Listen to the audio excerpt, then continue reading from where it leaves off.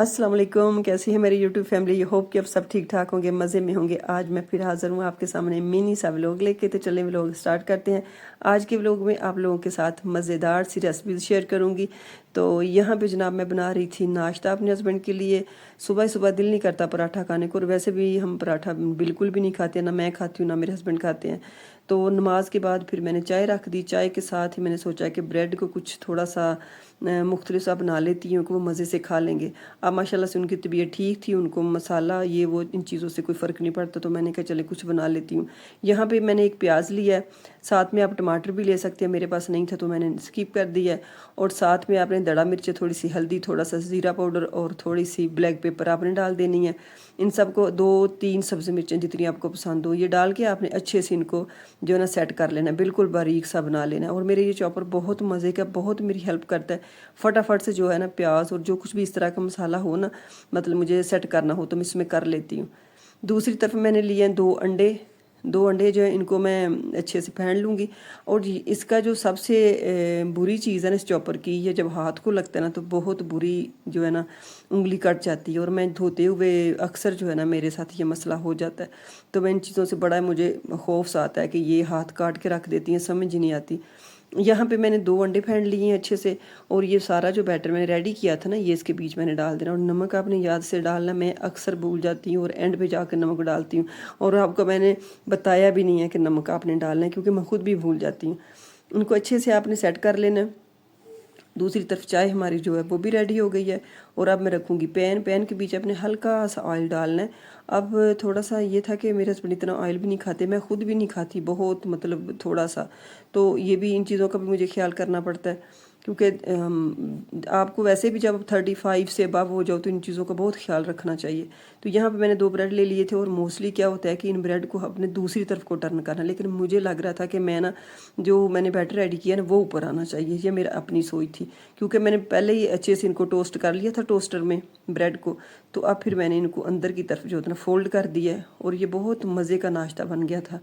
और जब सुबह नाश्ता इस तरह का हो ना तो फिर मेरी अपनी ये होता है कि थोड़े से बिस्किट वगैरह या मीठा भी साथ हो जाए ना, क्योंकि नाश्ता फिर हमारा 11 बजे होता है।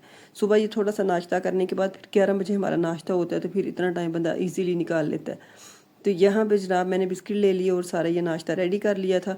और मैं क्या करती हूँ कि मेरा यही होता है कि किचन अगर मेरा गंदा होना तो मुझे बहुत तकलीफ़ होती है, तो फिर ये साथ साथ किचन की सफाई भी मैं करती रहती हूँ। यहाँ पे मैंने इमली की चटनी ली है और थोड़ा सा केचप लिया। ये मेरी फेवरेट है और मैं ही खाती हूँ, मेरे हस्बैंड को ये इतनी पसंद नहीं है।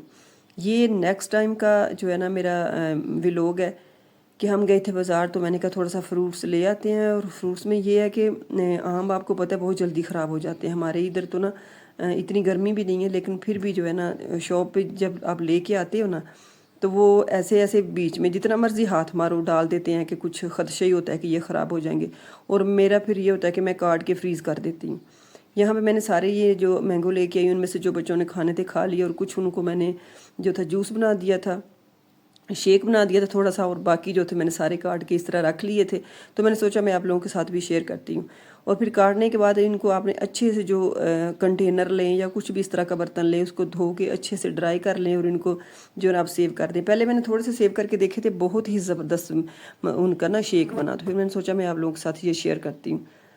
ये जो है ना कंटेनर, ये मेरी बाल्टी है, मतलब ये बड़े अच्छे से एयर टाइट तरीके से बंद हो जाती है। तो फिर मैंने सोचा इसको भर के रख लेती हूँ। तो यहाँ पे मैं थोड़ा सा शेक बना लूँगी। और बाकी जो है ना थोड़े से बचे थे वो मैंने छोटे से कंटेनर में डाल दिए। अच्छा, यहाँ मैं बना रही हूँ आइसक्रीम। बनाना आइसक्रीम है मेरे पास जो मैं बना रही हूँ, और ये चॉकलेट आइसक्रीम है।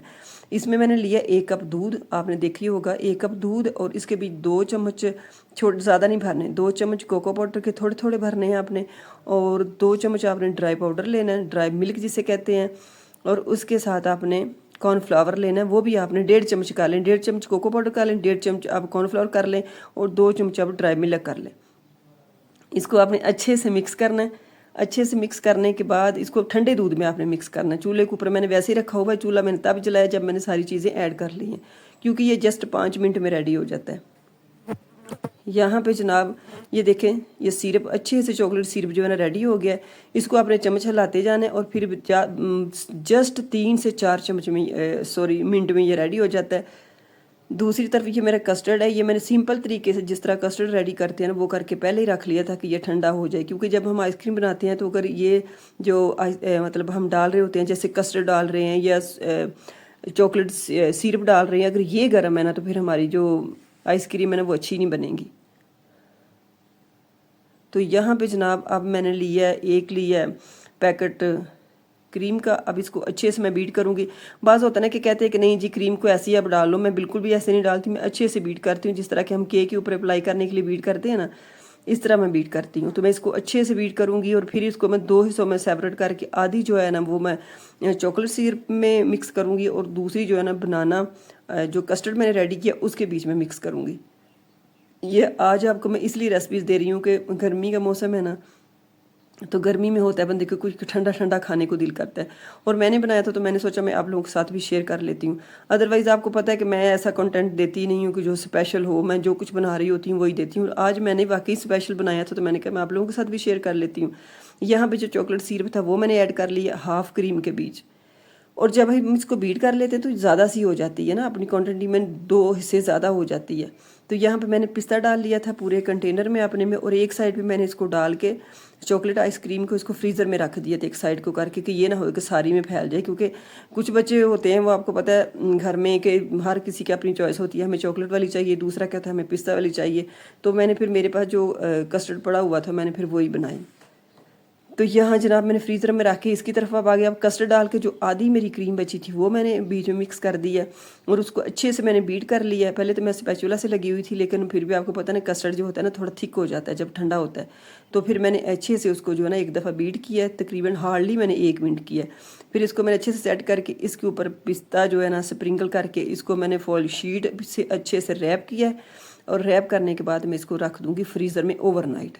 पूरी रात आपने रखना है। मैंने तो तकरीबन जब हम नाश्ता करने के बाद मतलब नमाज और नाश्ते के बाद सो जाते हैं तो फिर मैंने तकरीबन 10 बजे इसको निकाला था। और 10 बजे मैंने फिर इसको ना ये देखें 10 बजे फिर मैंने इसको निकाला था और अभी मैं आपको दिखा रही हूँ।